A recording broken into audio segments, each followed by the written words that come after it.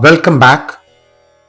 In this series, we are starting a new lecture series on the topic Basics of Veda Swara.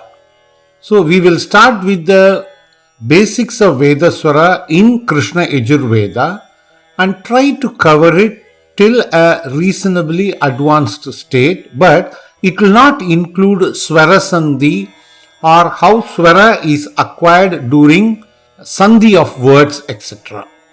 Okay.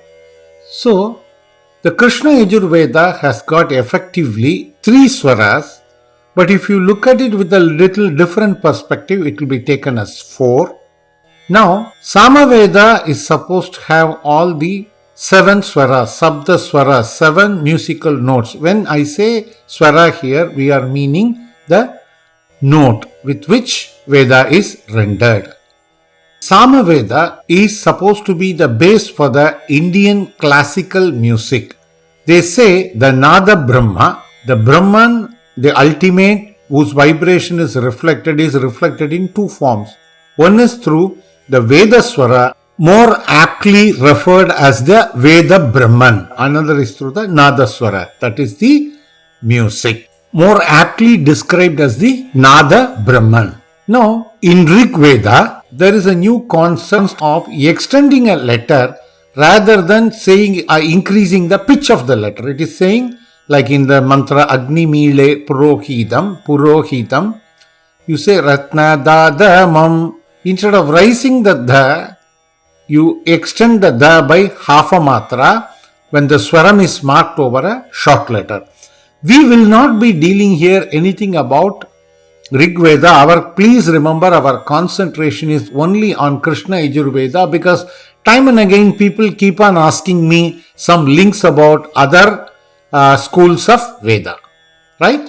Now, the Swara, the note with which, the correct pitch in which you render the Veda, is the correct test for your rendering. It is like in music, they say Shruti Mata, Layam Pita.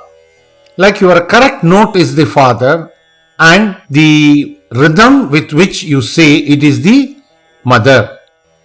Here they say, in the Sikshavalli, if you see in the first lesson itself, you will say Varna Swaraha Matra Balam. Here you have to take it a bit correctly. The Varnas are different. It can be a short letter, long letter. We saw each and every letter which is uniquely pronounced is a Varna. And it has got a Swara also. So, with the Swara, the timing of rendering it also varies. Therefore, one needs to concentrate properly on understanding the basics of Krishna Yajurveda. Please let me tell you at the outset, it takes quite some time to get your Veda mantra notes correctly and accurately or smoothly. It comes over a period of time and with practice only. So, let us first start with the 3 basic swaras, which is UdAtta, AnudAtta and Swaritha. Now, as I go along, I will be adding variations and also the difference in the notes level as to how the swaras are applied. Actually, there are many levels in which the swaras are uttered, giving the effect over 7 or 8 levels. The first one is called UdAtta. It is named as Acute by the Western scholars, or when you refer to the English books. Panini's definition of UdAtta is Uchair Udataha, meaning it's a higher note. When you look at a book, the letters with UdAtta are not marked with any Swara symbol in the books over those letters. When Panini says Uchair Udata, he means not the tonal ways, but the way your mouth gets open and the tonal level and the tone is coming more towards the opening the mouth and towards the higher regions. Right? That's why he calls it as Uchair Udataha. The next one is Anudatam. This is a lower note. This is named as grave by Western scholars and in the English text sources. Whenever you see a book, an AnudAttam will be marked with an underlined kind of a symbol, right, below the letter. And if it is a conjunct consonant or what we call joint letters, the marking will be below the vowel sound.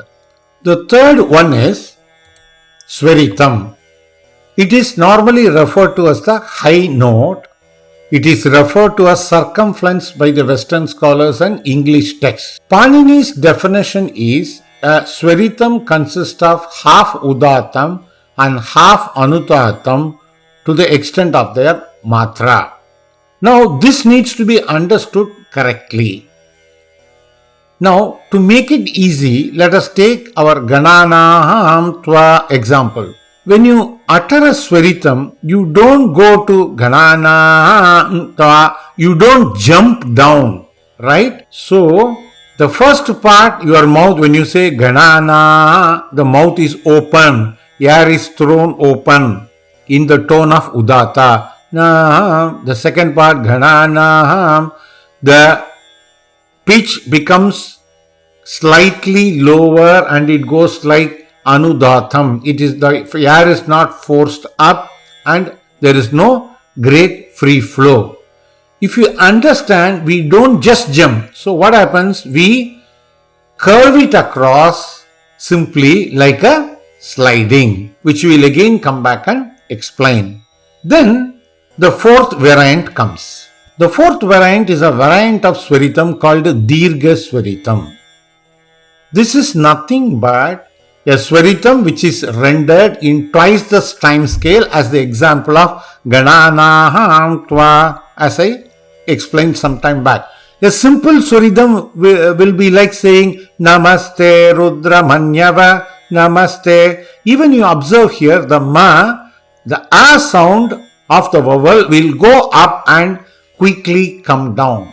Right? In the books, Deerga Swaritha will be marked with two vertical lines above the letter or above the vowel part of the letter to indicate that it has to be extended for the vowel part of the letter. To understand the Swara concepts better, if you look at the base of Indian classical music, you would understand it better. Suppose you are a person, you are a listener, you are not from India or you don't have an exposure to Indian classical music, kindly refer to some videos where the Indian classical music notes are linked to the Western notes like you call C major, D major, minor, E major, like that. In the classical Indian music, there are 7 Swaras, Sapta Swara as they are called.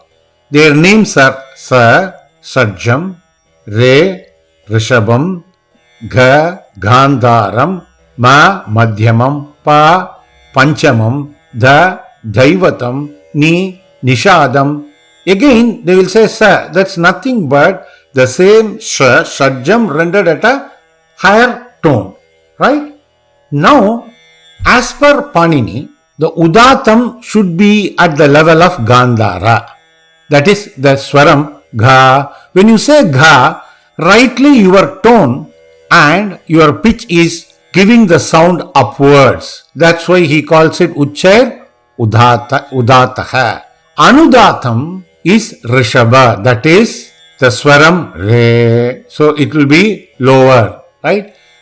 The Swaritam is Madhyama or Panchama. Madhyama means Swara, Re, Ga, Ma, or you say Pa. So, he says, Panini's theory or explanation says you can render the Swaritam as a Madhyama equivalent to the note of Ma or Pa. Right? This is one method. The alternate method, if you want to render Vedas in a higher pitch, he gives an alternate note. The UdAttam shall be Nishadha, that is Ni. Then AnudAttam will be Daivatam or Daivata as it is called Da, Ma, Pa, Da. right? Then the Swaritam will be Shadja of the high note. That will be the ni sa. So this is how the basics of the Vedas are linked to the music notes. But when one starts learning classical music, especially in Carnatic music, one will start with the swaras, sabda swaras at the lower part of the note, like saying sa re ga ma pa da ni sa sa ni da pa ma ga re sa. Right? This corresponds to the raga Maya Malava Gaula. Now, how when a music expert and I met Vedic expert, they say the tonal level of the re ga ma, which Panini advises has to be taken little on the higher note, like you start with the raga Kalyani.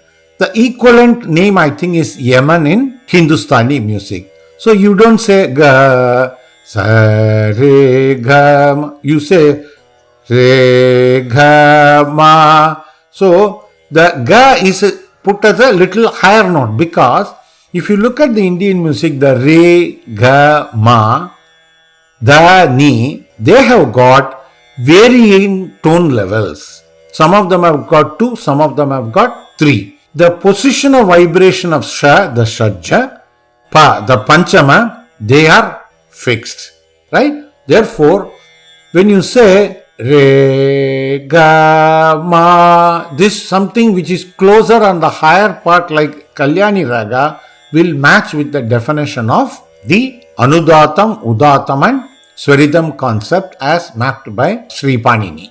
Now, if you really see, there are certain parts of India, I have heard, or our group has heard some rendering from North Karnataka or Andhra, where they start with the Nisa. Suppose we start saying Bhadrangarne Vishruniyama Deva. They will start as Bhadrangarne Vishruniyama Deva. That means they are using the higher notes as suggested by Panini, which is the Nisa. That is like saying the Daivata, Nishada and Shadja as explained. Please understand, when you look at the keyboard for the same level of a note, there are sometimes a higher note key is placed on the black color in a piano or a harmonium or anything. That is the tonal difference what I am talking about, with a slight pitch difference. When you say ga or you say ga, right? You say re, re. So that's how the variations come in. Now, Indian Vedic rendering, if one wants to map with the music notes, it will come properly. But when you join a Veda class, your guru is not going to first say, teach you like music. He will just say, find your own level. So what happens in the class first, in your first 6 months is, you open your mouth and render properly, and always render your notes in loudly. So automatically as you start, what happens is your note gets correctly fixed. That means what I mean here is your UdAtta gets fixed correctly, then going down to the AnudAtta or going up in the Swaritha will become easy. So the note of ga, Gandhara, when your mouth is open, is something that you get slowly used to over a good period of time.